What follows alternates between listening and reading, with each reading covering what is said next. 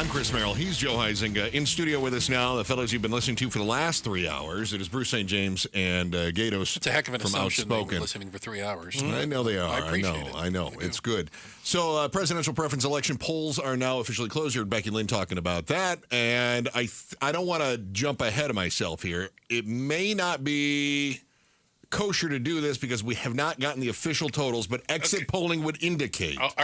Early Have results. you seen enough? Have you seen enough to make a call? You're making a projection? The newsroom, I believe, is projecting that on the Republican side, Donald Trump will win the presidential preference election. What an upset. On the Democratic side, while this was a nail-biter, I believe Joe Biden is going to win the Democratic presidential preference election in Arizona. This is why we come to you, guys, for this kind of information.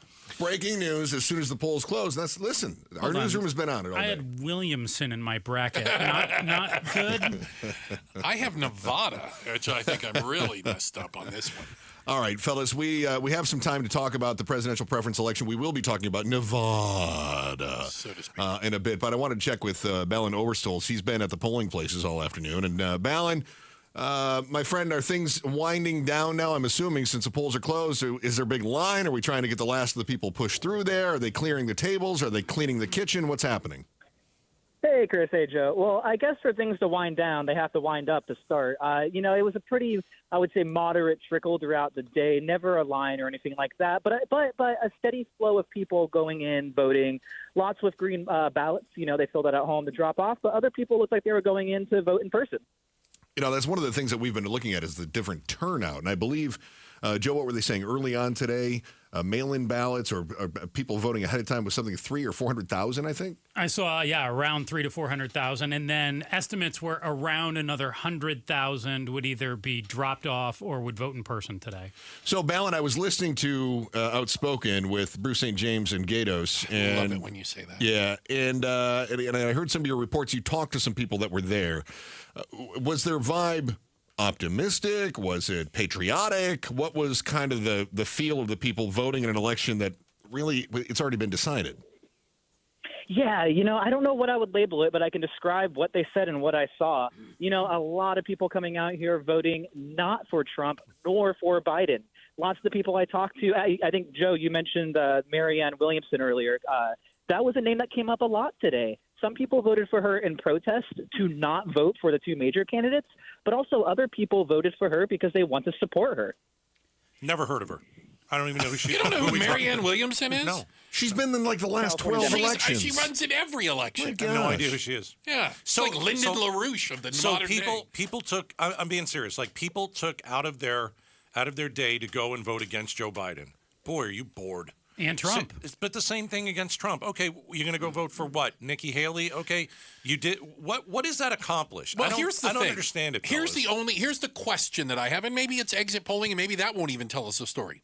Of the people who did not vote for Biden or Trump, and there is a percentage to be determined, 5, 10, 20, I don't know what it is. You mean they actually went in and voted for somebody than Donald Trump? Of those people, will they vote? Because remember, they had to be a registered R in the Republican side, a registered D on the D side. Yeah. Will they vote for the nominee in the general election? Of course they will. You think they will? Of course they will. They hate the other guy. I don't know. Well, of course they will. Again, I was listening to a radio program on my way in, and they had a guest on there, Maria Cordona.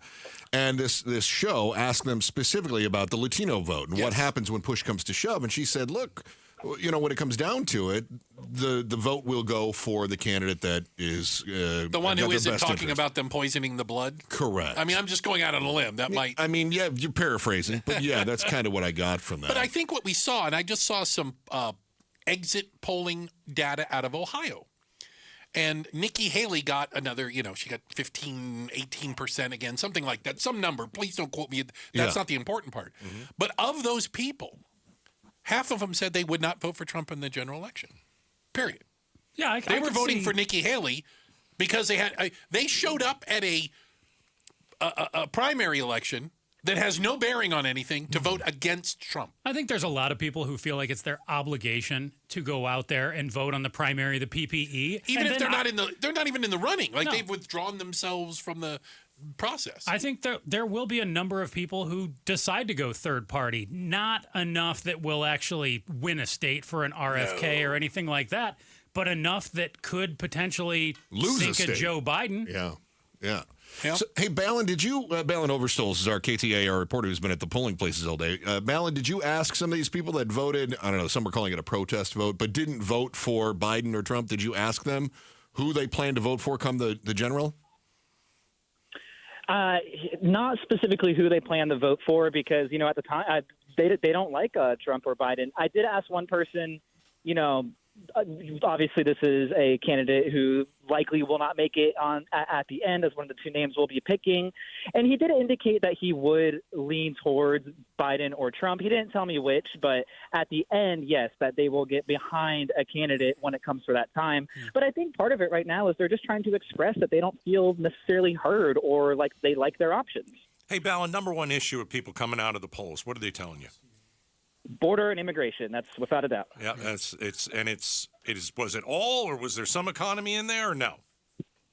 Some economy sprinkled in there for sure, but really, I mean, it's not a dramatic to say. It was very majorly focused on immigration. Not even close. And border. Nah, I'm not surprised. Yeah, in Phoenix and Tempe, those are the two places I was at.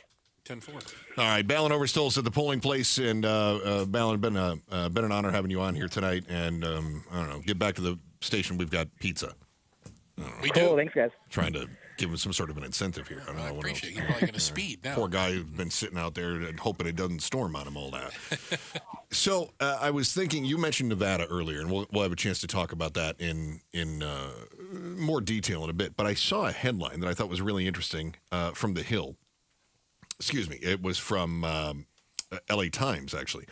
Arizona and Nevada make up 3% of the U.S. population, but they are vital to picking a president. I think that is no more obvious than it is today when we see the president fly in on our presidential preference election, which has we've all pointed out. And was just in Nevada. Yep. Right. How interesting is that? And apparently focusing on economy and shoring up Latino vote. Huh. Didn't he just launch a effort today with Vice President Harris? I believe there's something along those lines. And he's visiting the Intel plant, I believe, tomorrow, promoting his CHIPS Act and how great it's doing for the economy. So he's going to try to steal that narrative. And boy, he's swimming against the stream there. So I'm wondering how much we're going to see. Remember, there were pushes the last election. We had surrogates that were here constantly. How much are we going to see states that were, challenging the last election? Georgia, Pennsylvania. Is it? How do we say that? Nevada. Oh, Nevada. Nevada. But is your question basically, is Arizona still a swing state? Well, yeah. Are we still purple? Are we? I don't know. Yeah. So Joe and I kicked this around at one point. I'm sure you guys are going to talk about it. We've got a Democratic Secretary of State. We've got a Democratic Attorney General. We have a Democratic governor. Two senators. We have two Democratic senators. But if you take a look at the state composition, everything is Republican. And if you look at the polling right now, That's what I'm saying. leans Trump in Arizona too. Past the margin of error. Arizona's not MAGA. That's the answer to that question. Does that mean we're purple? Probably pretty purple, but we're not MAGA. We don't like the MAGA candidates. We've seen that in 2020. We saw it in 2022. But I got to be Lake, honest, Mark Fincham, but etc. I think Carrie Lake's got a shot to win this thing. I think Donald Trump's got a shot to win this thing here in Arizona. Is there a difference now between the Republican Party and MAGA? Oh, huge. You say no? No. Oh, I guess Same thing. There is no Republican Party that isn't Trump. I believe that there are Republicans that are still Republicans and don't like Trump, and then I believe that there are other people who have said goodbye to their GOP, their grand old party, and said, yes, I embrace MAGA. So I answered a little bit differently than you did. Yeah. It looks like the Republican Party is MAGA, but a lot lot of Republicans don't like that. Let me give you a great example. They don't like that. So they're and we'll see it again disenfranchised. this time. Yeah, but in the last election cycle, the Republican Party at its convention didn't even put out a platform. Did you know that? They copied and pasted the last one. Well, the reason they didn't put one out was because Trump could change his mind at any time on anything, and the platform changes. Yeah. There is no platform. And there was some it hang-up. doesn't exist. But by the way, where are you on TikTok? I'm against it. I'm for it. Okay, great. So why put out a platform that immediately with one tweet or whatever, you could change the entire direction of the party? I think that there was also a caveat that was held over from 2016 that had something to do with we will not support any of the previous president's initiatives, which when they copied and pasted it would have meant their own guy, which I thought was funny. So people were asked what their top feeling is when you're talking about Biden or Trump in a rematch. You're going to hear what that top feeling is. Let's see if maybe you have the same feeling. That is next. It's the presidential preference election coverage, special coverage tonight on KTAR News. Bruce was just telling me that we are expecting to get, what do they call it, the first tranche? Oh, it is a tranche. I believe it's a tranche of results right at 8 o'clock. Stephen Richer saying we should be dumping the tranche. Can I tell you what he said? He goes, every early ballot that we've already scanned, signature verified, audited, processed, and tabulated, we'll get those at 8 p.m. It will probably be about 540,000 ballots, roughly 70% of the final total vote. I'm going to wind him up and just see where this goes. The top feeling that voters have, according to The Hill, about the expected rematch this fall in the presidential race between Biden and Trump is dread. Most voters choose the most negative emotion when they were asked about their feelings for the rematch. Dread topped the list. 40% of people feel dread when it comes to these two as our options. So let me just toss this to Bruce St. James. Bruce, why are we stuck with these two if these are the least liked candidates available? This is the system we've created, isn't No. it? It is the two-party system now that is run by more and more extreme wings of those parties. Like we were just talking about earlier, I think a lot of people have left both the D's and the R's over a disagreement of policy direction candidates, which just leaves a higher concentration of the true believers and the fringes in there. And what you have is you get down to, when you actually look at the people voting in primaries, I think it's something like 12% of registered voters are going to make up the decision for who the candidates are. We've created a system that prevents moderate, middle of the road, mass appeal candidates from even getting near a nomination. So how do you change it then? Because you start in Iowa like every time, and then you go to the first primary. You promise them corn in New Hampshire, right? And then, well, I mean, sometimes it's over by New Hampshire. A lot of times it's not. I mean, I don't think Biden won New Hampshire the last time around, right? I totally agree with you, Bruce, on this is the way it's went, where we have the two extremes out there, and we have this group of people flocking to the independents. But if that's really going on, and again, I agree with you, it is, why don't we see more support for somebody from the third party? Why don't we see any love for no labels? Well, I would argue, I'm not opposed to the concept of no labels. Who's running from no labels? Right. They don't have They candidates. can't come up with somebody because they also feel like that could throw the election towards President Trump, and they don't necessarily want to sway the election that way either. We're in a catch-22. I hate who these guys are. I wish I could vote for somebody else. Well, then why don't you vote for somebody else? Vote for somebody else, and that guy might win. Well, yeah, okay, I get it. It's come down to now you're just going to go and vote for the candidate you like. No, you you're vote gonna against go the candidate you like vote against the one you hate. And by the way, the political parties are fine with that. Yeah. They are perfectly okay with, They love it. with this plays into their hand, because then they can run all the negative campaigns to either try to suppress the vote. You know, all they're trying to do is if you hate our guy, don't show up. And if you really hate their guy, show up. You know, that vote. It's not vote for me because I stand for this. It's vote against that guy. They're Democrats that certainly didn't want Joe Biden to run. They wanted somebody else to run. But now that he's running, they're all going to get behind him. They're all falling in line. What's That's their how it option? works. You Nothing. look at Trump and Biden. They're not going to sit out there and say a lot of the things that they did great. They're going to dump on the other one. No, it's all negative. Right. I agree. So now let's come back as we, by the way, KTAR, we're doing our presidential preference election coverage here. It's Chris Merrill and Joe Huizenga along with Bruce St. James and Gatos from the Outspoken Show. So moving forward now, I'm left wondering, Arizona's stuck in this position, far from the pole position, as you mentioned, Iowa, New Hampshire. I do want to dive in a little bit deeper in the not so distant future, but I feel as though once we get to the middle of summer, when was the last time any of those states mattered? And Likewise, when was the last time that a major state met? California? Florida used to be was could go either way, right? Florida was today, Yeah, right? Florida had theirs today. Yeah. So Florida, Ohio, and Arizona, and a couple Illinois, others. yeah. Was Tennessee today too? Did I see that? I don't recall, but Yeah, Florida's the last big state that you would say, held a real electoral number Sway. that immediately changed an election. Yeah. yeah. But Think there's Bush Gore, Yeah, there's no New York, there's no California, there's no foregone conclusion. Yeah, it is. It's a foregone conclusion. Well, just like Arkansas and Missouri and Kansas are foregone conclusions. Even in the primaries, though, I mean, there may be an opportunity for, let's say, California, okay? They're the closest state to us. So let's suppose California, we know, is a lock. It's a very blue state. It's as blue as it gets, right? Yeah. The primary may be about the only time that the Republicans in California have an opportunity to be heard. Isn't it important for them to be heard earlier in the cycle?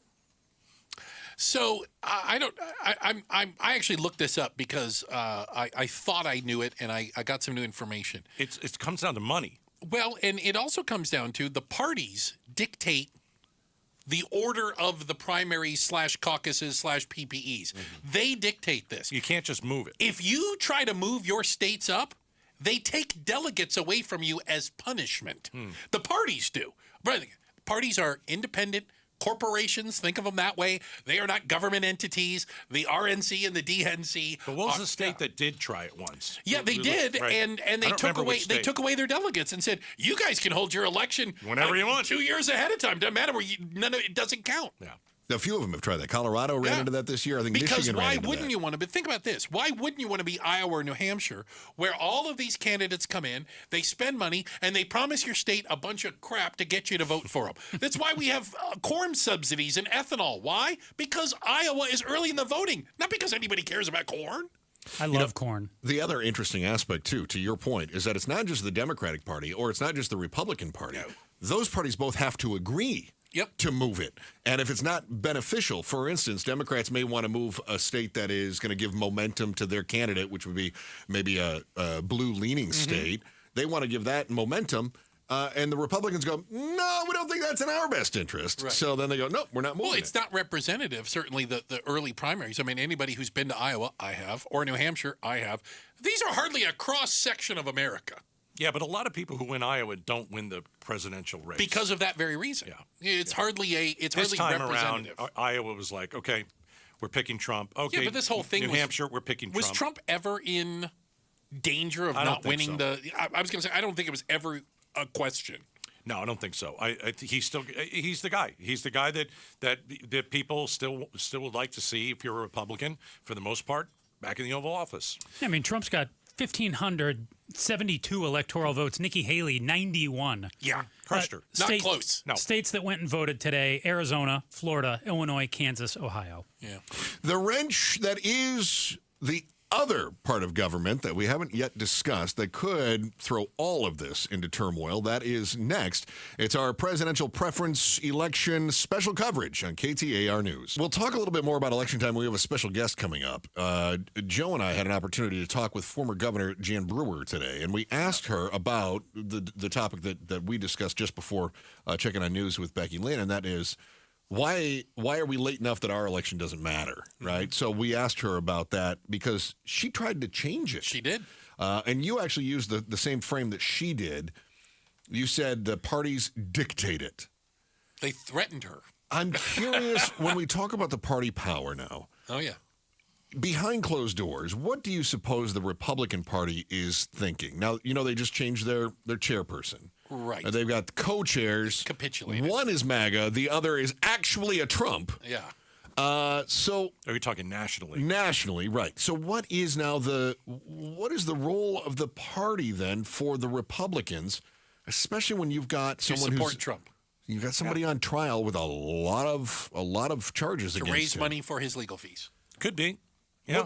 What's the plan here? I mean, things get really, really messy if he gets state charges, trials that are going on while he's elected. Now, he could pardon himself from the national trials. Yeah, they said if he wins, the trials go away.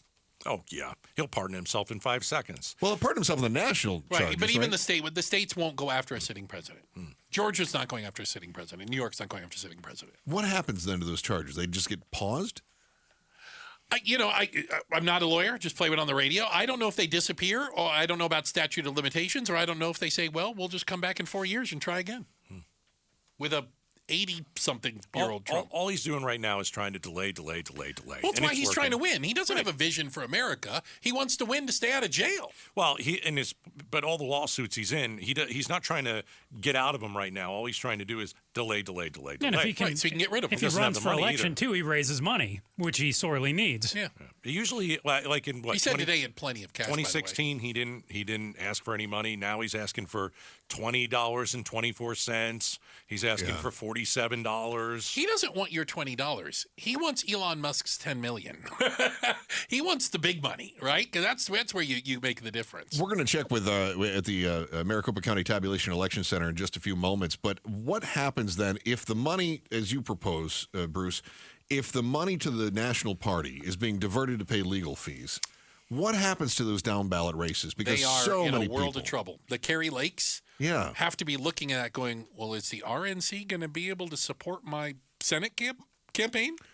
And what about the battleground House of Representatives? That's got to be the same situation, right? I mean, you're talking about a senatorial the difference in the race, House, I would say the problem with the House is, and I'm just stupid enough to pay attention to this, most of them are not competitive races. Right. They're amount of money up spent that way, too. Right. By design, they're not competitive. Gerrymandered and so that the way. idea that you need to spend a lot of money to hold the House, Senate is a little more difficult. That is, there's big money that goes into Senate races. So is the House evenly split from here on and forevermore?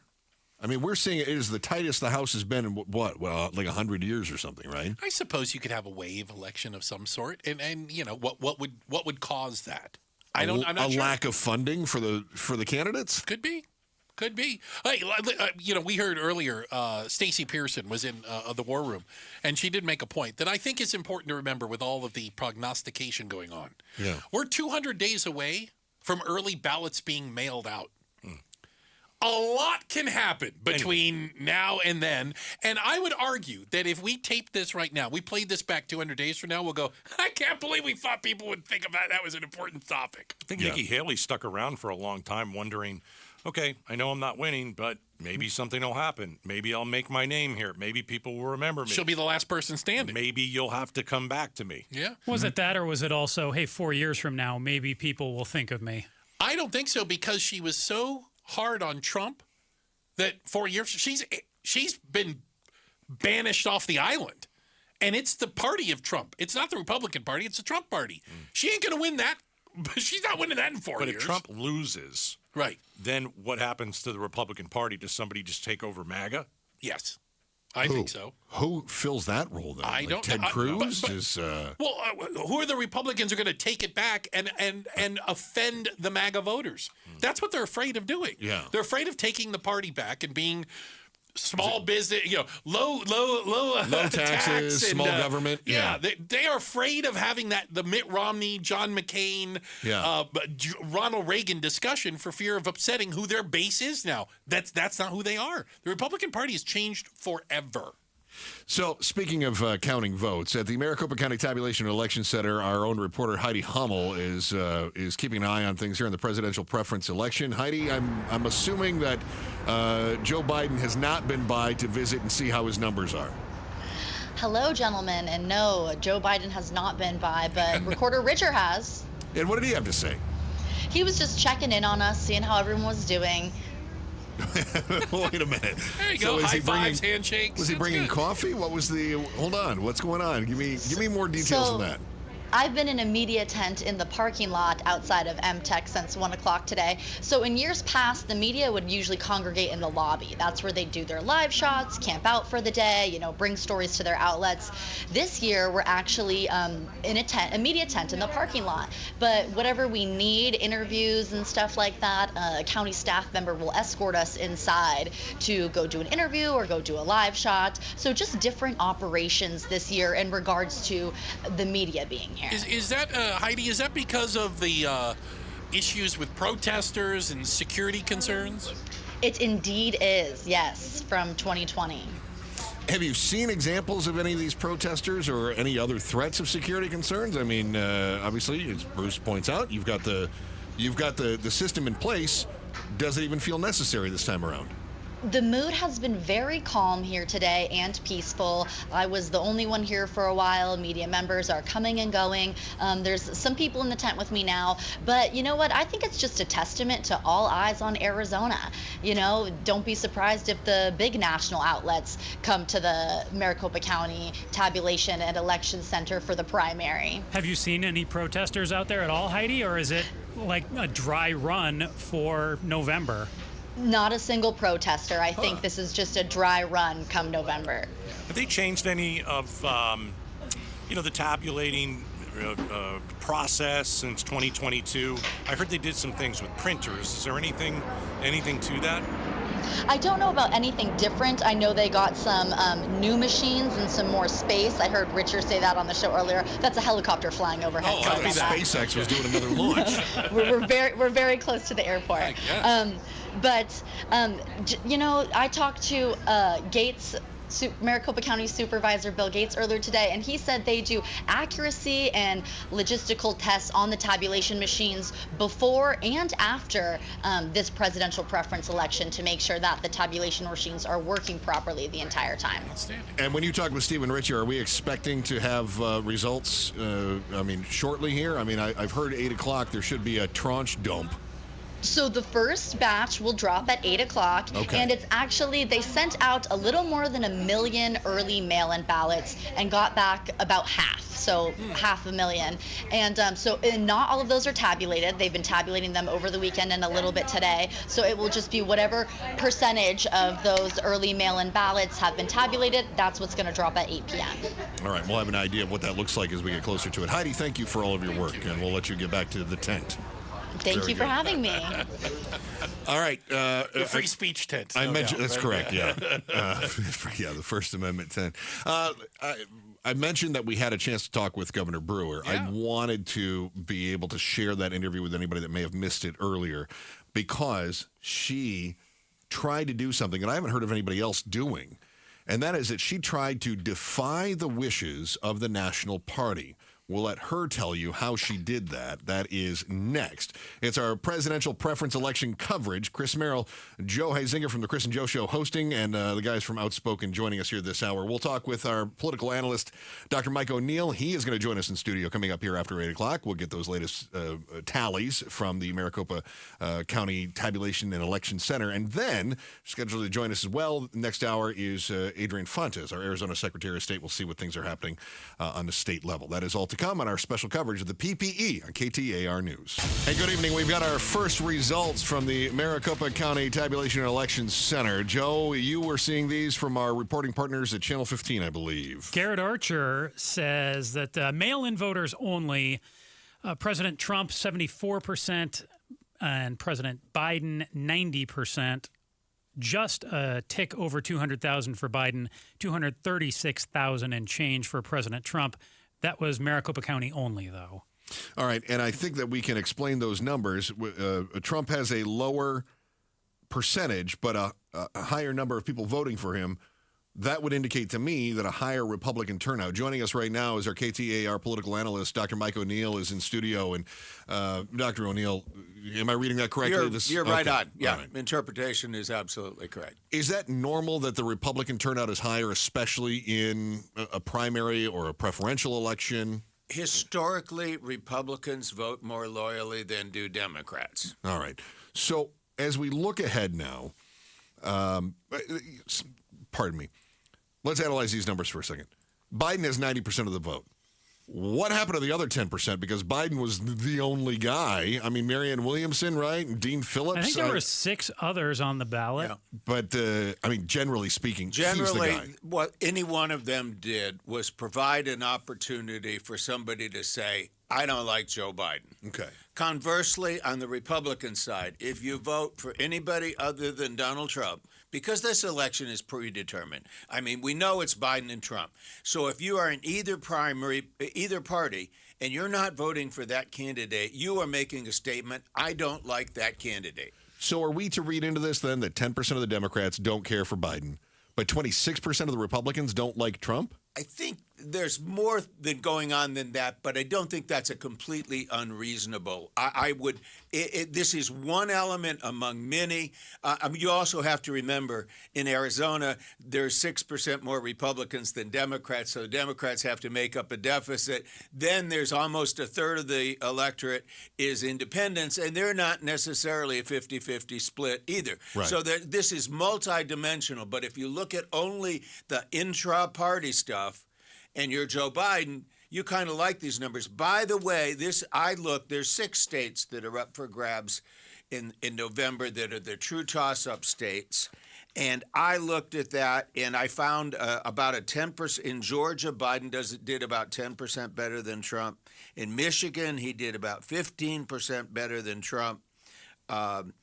New Hampshire in the same range, and North Carolina, which is not one of the toss-up, but it's one of only 2 states that are kind of like almost toss-up. So Biden has been consistently drawing a higher percentage of the vote in his own party, suggesting that will be a plus for him in November. So how much can we really take away from this, though, based on the fact that independents had to jump through hoops if they wanted to vote in the PPE? How much, can I sit there and say the results that I'm looking at tonight for Arizona, other states, will hold true in November? Not very much at all. I'm clutching at straws. I'm looking at this thing where I'm trying to find something that you can interpret, and this is about the only thing you have to go with. Because there's so many independents out there. Well, there's so many independents. There's the whole campaign. There's all kinds of other things that will turn out for both parties, for example. And, as we've suggested here already, in Maricopa at least, the Republicans appear to be turning out more than Democrats. However, even that is not certain because this is strictly the mail-in votes only. And as we know from last November, the last election, the tranche of election day voters can be quite different from the tranche of mail-in voters. If I recall correctly, the Election Day voters were largely Trump supporters because they had been told for a long time, don't trust the mail-in ballot process. And by the way, that's the absolute reverse of what the historical trend was. Way back in the old days when this was considered absentee voting, that was a heavily Republican phenomenon. So all of this depends on context. So Dr. Mike O'Neill, our KTAR political analyst, how much hangover is there from 2020 on the faith in the mail-in system? I mean, you got 2,000 mules, you've got the Kerry Lake lawsuits, everything else, right? How much hangover is there? There is a significant chunk of the Republican electorate. It's not independents, it's not Democrats, by and large. Yeah. It is a significant chunk of the Republican electorate that says our elections are not run fairly. So how does that impact the PPE, first of all, especially when it's basically, as you pointed out, one candidate. Each side, we already knew who they were going to be. So how much does that impact the presidential preference election? And then how much is that going to affect the November election? Were lessons learned? Well, it's real interesting because if you really, really believe that the fix is in, then it's probably rational to sit home and not vote. And I don't think that's going to happen. Okay. It's like you're suspicious. Even amongst those that are suspicious, they want to physically hand in the ballot. And a lot of people forget, when they say, "Oh yeah, the tabulation machines are funny," whatever. We do have paper ballots here. Yeah. They can be physically inspected, and in fact, they select not all the millions of them, but they select a random sample they cross-verify this stuff 6 ways to Sunday, and it's coming out exactly the same. If you take a couple of thousand votes and you hand tally them and make sure you get it right, because human error is a factor. You give a couple of thousand votes to people to count, they're gonna get off by 1 or 2. Machines don't. Yeah. If they're calibrated correctly. That's part of their validation process. They take a random sample, they compare that to the hand count, and basically everything matches. What happens if you have people that don't believe random sampling is accurate enough? Because we certainly have run into this, right? People say, well, you tested 10% of the ballots, but maybe all of the stolen ballots were all in the other 90%. I mean, how do you reconcile people who don't believe mathematics? Well, yeah, I teach statistics. I stake my life on giving a plus. That's what the plus or minus is. It doesn't come exact, but it gets real close, depending on. And you're pulling a couple of thousand. That margin that you could be off is tiny. If you're real, you can. You can not believe in science. You can not believe in a lot of stuff, and you can act on those beliefs. But, mathematics works. It just does. Let's talk, if we can, Dr. Mike O'Neill, our KTAR political analyst. I made mention a moment ago of lessons that we may have learned. Did the Republicans learn lessons from the last election? We know that some of the races were incredibly close, the statewide races. Some that we thought were going to be close, like the Kerry Lake race, not really all that close. I mean, it was close-ish, but not within the recount tally. Obviously, the Biden-Trump election was close. What lessons came out of that for the GOP? Well, whether they've learned it. First of all, I think they have learned the lesson. Don't tell people to wait to vote until Election Day. Yeah. That is just monumentally stupid. Lock that vote up early. Absolutely. Because you know what happens? Of 100 people who intend to vote on Election Day, some of them, something's going to happen. Yeah. Now, the other area where they've not learned their lesson, though, is you look at what happened in this state, and the MAGA at the top of the MAGA Republican candidates all lost. The non-MAGA candidate, when you got down to treasurer, they all won. We are still a Republican state, but we're not a MAGA state. So I want to follow up on that. We will in just a few moments. We continue our coverage of the presidential preference election. Our first results are in. These were mail-ins only, you said, Joe? Is that correct? Mail-ins only. Trump got 74% of that vote with about 236,000. That was Maricopa County, too, yep. Yeah, Maricopa County.